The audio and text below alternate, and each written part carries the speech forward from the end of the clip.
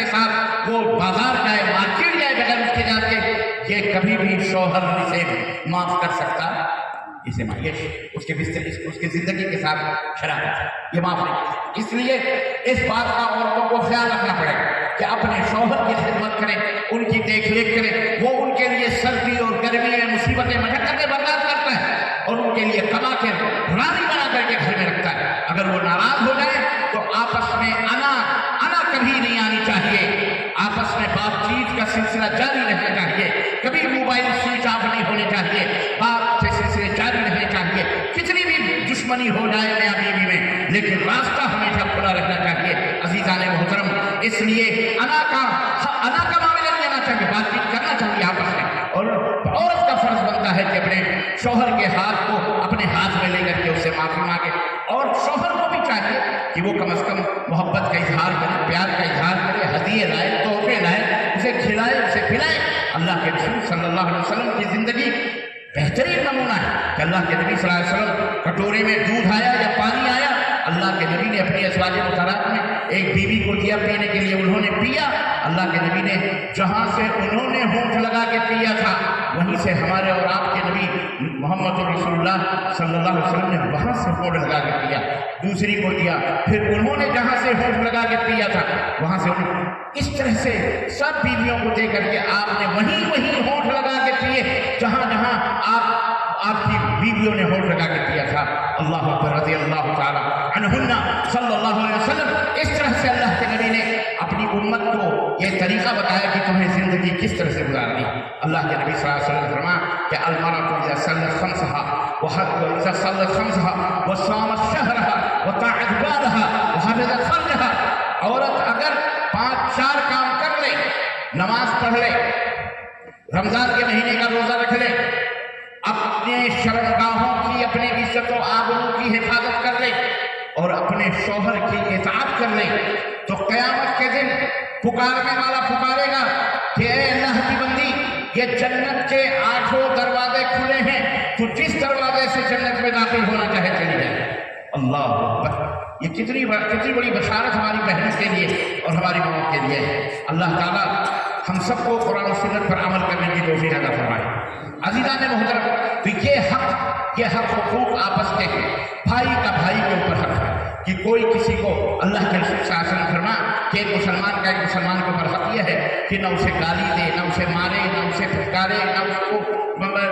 اس کو برا بھلا کہے، نہ اس کی ذات سے المسلم من سلم المسلمون من ید لسانہ۔ اللہ کے نبی نے فرمایا کہ صحیح مسلمان وہ ہے جس کی زبان سے اور جس کے ہاتھ سے ایک مسلمان محفوظ ہے، اس کی عزت و آبرو محفوظ ہے۔ ایک مسلمان کے اوپر حق۔ آج یہ حق ہم ادا کر رہے ہیں، ہم ایک دوسرے کو گالیاں دیتے ہیں، ہماری بہنیں ایک دوسرے کو گالیاں دیتی، ایک دوسرے کے پڑوسیوں کے حقوق۔ اللہ اکبر، اللہ کے نبی نے فرمایا کہ جبریل آ کر کے مجھے اس قدر نصیحت کرے کہ مجھے خوف ہوا کہ کہیں اللہ پڑوسیوں کو بھی وراثت میں حق نہ دے دے۔ اللہ اکبر، تو پڑوسیوں کے حقوق کو بھی ہم ادا کریں، اور پڑوسیوں کا حق جانتے ہو کیا ہے؟ اللہ کے نبی نے فرمایا اگر یہودی بھی تمہارا پڑوسی ہے اور تمہارے گھر میں کھر پک رہے ہیں، کھر بکریوں کے یا جانوروں کے بڑے بیل کے پیر پک رہے ہیں یا کھر پک رہے ہیں، تو اللہ کے نبی نے فرمایا یہودی بھی ہے تو اس یہودی کو وہ کھر پہنچا دو، ایک کٹورے میں وہ سالن یا وہ شوربہ اس کو بھی دے دو۔ اللہ اکبر، یہ حق ہے، حالانکہ یہودی بدترین دشمن ہے، اس کے باوجود یہ اسلام ہے، یہ اسلام کا نیم ہے، یہ اسلام کے قانون، ہمیں عمل کر کے دنیا والوں کو بتانا ہے۔ آج ہم اس میدان میں پیچھے ہیں، ہم یہ عمل نہیں کر رہے، اسلام کو ہم نے بھلا دیا۔ پڑوسی حضرت ام المؤمنین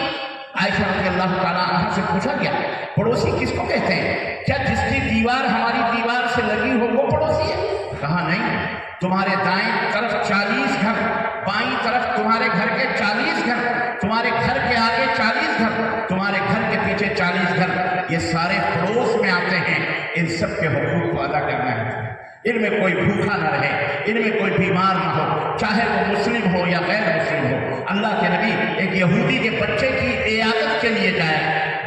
آپ گئے اور آپ نے دنیا والوں کو بتایا کہ میں رحمت للعالمین ہوں، میں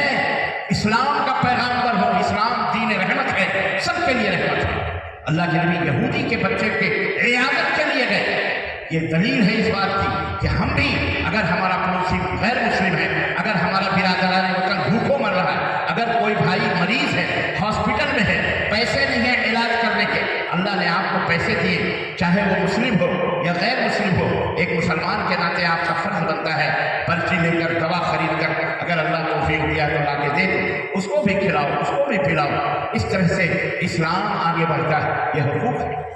عزیزان محترم، جانوروں تک کے حقوق، چونٹی تک ایک دفعہ اللہ کے نبی، یہ سب بتانا ہے،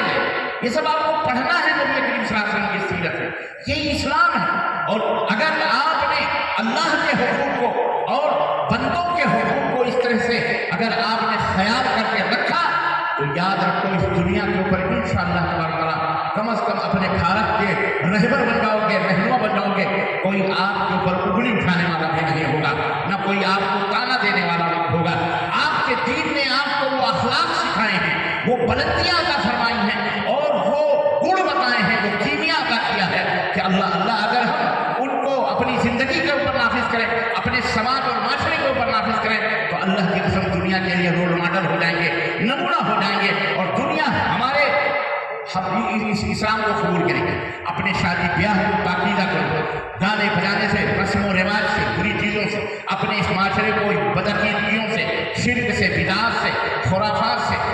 پاک و صاف کرو، اللہ اور اس کے رسول کی اطاعت کرو، فرمان برداری کر کے سماج اور معاشرے کو خوشبو سے بھرو، اپنے بچوں اور بچوں کو اعلیٰ بہترین سے بہترین تعلیم دو، انہیں سائنس پڑھاؤ، انہیں جاگرفی پڑھاؤ، انہیں انجینئر بناؤ، انہیں ڈاکٹر بناؤ، انہیں حافظ بناؤ، انہیں عالم بناؤ۔ صرف حافظ اور عالم نہیں بلکہ وہ حافظ اور عالم پڑھنے کے بعد وہ ڈاکٹر بھی بنے، وہ بیرسٹر بھی بنے، وہ قاضی بھی بنے، وہ جج بھی بنے، وہ ایڈوکیٹ بھی بنے، وہ انجینئر بھی بنے، وہ سی اے بھی بنے، چارٹرڈ اکاؤنٹنٹ بھی بنے، وہ دنیا کا پرائم منسٹر بھی بنے۔ ہماری سوچ اور ہماری اڑان یہاں تک ہونی چاہیے، ہمیں صرف عالم مولوی بنا کے نہیں چھوڑنا، عالم مولوی بنا کے بہترین بنے، وہ منبر و محراب کے امام بنے، رہبر بنے، رہنما بنے، خطیب بنے، اور وہی عالم ہمارا ڈاکٹر بھی بنے، انجینئر بھی بنے، ہماری ماں بہن بیٹیاں بہترین سے بہترین اعلیٰ تعلیم حاصل کر کے اونچے عہدوں پہ جائیں۔ یہ سب ہماری ذمہ داری ہے اور یہ سب ذمہ داران قوم کی ذمہ داری ہے۔ عزیزان محترم، میں زیادہ گفتگو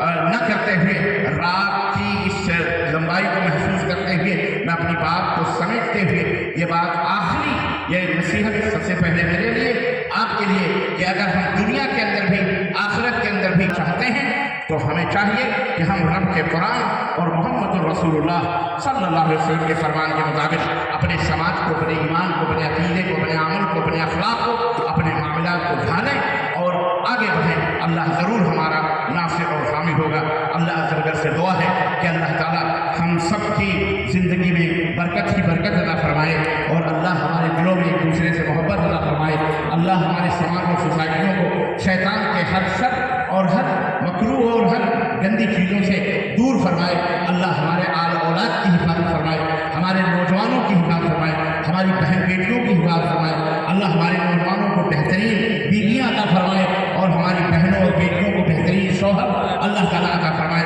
پاکیزہ طور پر ہمیں دنیا کے اندر یہاں زندگی گزارنے کی توفیق عطا فرمائے۔ آزادی کے ساتھ ہمیں اللہ اس کے رسول کی اطاعت و فرمانبرداری کرنے کے ملک کے دشمن، ملک کے اندر فتنہ اور فساد پیدا کرنے والے، ملک کو برائی اور شر اور بھرنے والا، جو ہمارے دیش، ہمارے وطن کی برائی چاہتے ہیں، کرتے ہیں اور اس دیش کے اندر خرافات پیدا کرنا چاہتے ہیں اور دیش کو ڈائنامٹ کر کے اور ہمارے ملک کو بربادی کی طرف لے جا رہے ہیں، اللہ انہیں برباد کر دے مولا، ان کی آل اولاد کو، ان کی نسلوں کو برباد کر دے، انہیں ہلاک و برباد کر دے مولا۔ اور جو لوگ امن و شانتی پیدا کرنا چاہ رہے ہیں اور امن و سلامتی کے ساتھ ہمارے اپنے دیش میں رہ رہے ہیں، اللہ تعالیٰ انہیں اپنے رحم و کرم سے اپنے دین کی سمجھ عطا فرما، دین کی ہدایت عطا فرما، اور اللہ دنیا اور آخرت کے اندر ہم سب کو خوش اور خوشیاں اور مسرتیں عطا فرمائے اور سعادتیں عطا فرمائے۔ آمین یا رب العالمین۔ وصلی اللہ علی نبینا محمد وعلی آلہ وصحبہ اجمعین۔ والسلام علیکم ورحمۃ اللہ وبرکاتہ۔